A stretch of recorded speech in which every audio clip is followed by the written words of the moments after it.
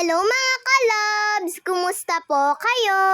Happy Monday po sa ating lahat! Sobrang aga po palang gumising nila mama at papa kaninang umaga. Nagluto po kasi si mama ng ulam ni papa na babaunin niya. Narnar na may itlog at eto nga pong adobong baboy ang niluto ni mama.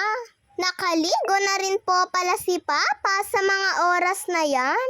Habang ako nga po ay naliligo pa lang po. At si kuya nga ay bagong gising nga lang din.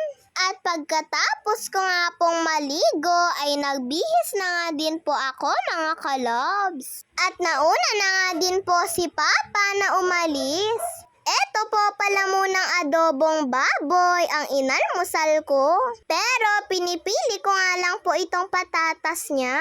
Sabi ko nga po kay mama ay mamayang tanghali ko na nga lang po kakainin yung itlog na may narnar. Mas gusto ko po kasi itong adobo na almusalin. Pero mamayang tanghali nga po pag uwi ay papapakin ko naman po itong itlog na may narnar.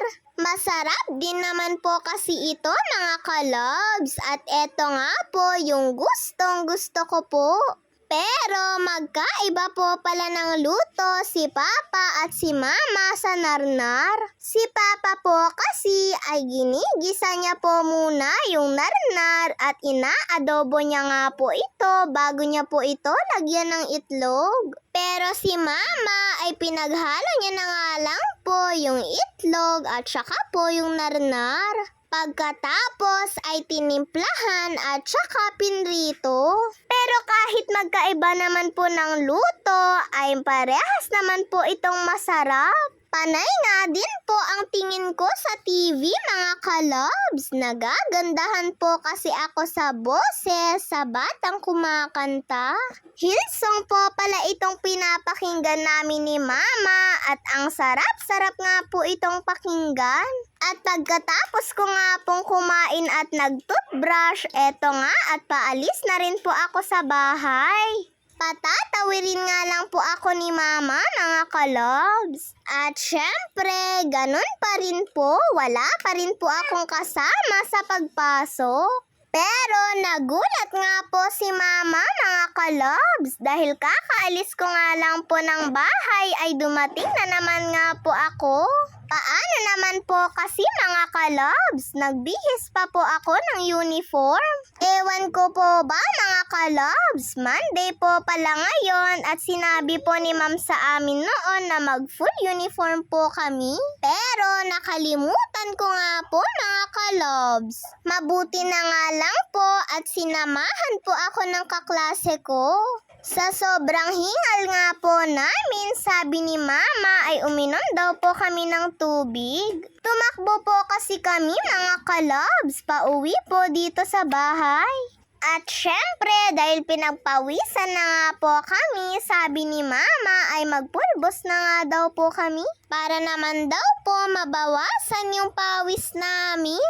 Mabuti na nga lang po mga kalabs at nandito pa nga po si mama sa bahay nung umuwi ako. Kung hindi, baka sobrang nataranta na rin po ako mga kalabs, lalo na nga sa paghahanda po nitong damit ko. Lalo na nga po ay si mama po yung nag-ayos nitong uniform ko. Mabuti naman din at hindi naman po masyadong gusot yung uniform ko.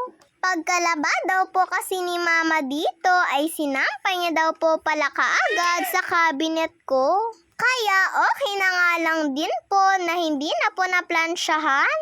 At nagsuklay na nga lang din po ako mga kalabs dahil gulo-gulo na nga din po itong buhok ko. Medyo nag-aalala na nga din po kami dito. Baka po kasi pagkadating namin sa school ay malate na nga din po kami. Monday pa man din po ngayon mga kalabs. At syempre may flag ceremony po kami. At eto nga, pagkatapos na nga po naming mag-ayos ng kaklase ko, ay patatawirin na nga lang po ulit kami ni mama. Medyo bibilisan na nga lang din po namin yung lakad namin para hindi po talaga kami malate. Hay, nako Rizel, Monday na Monday pa man din.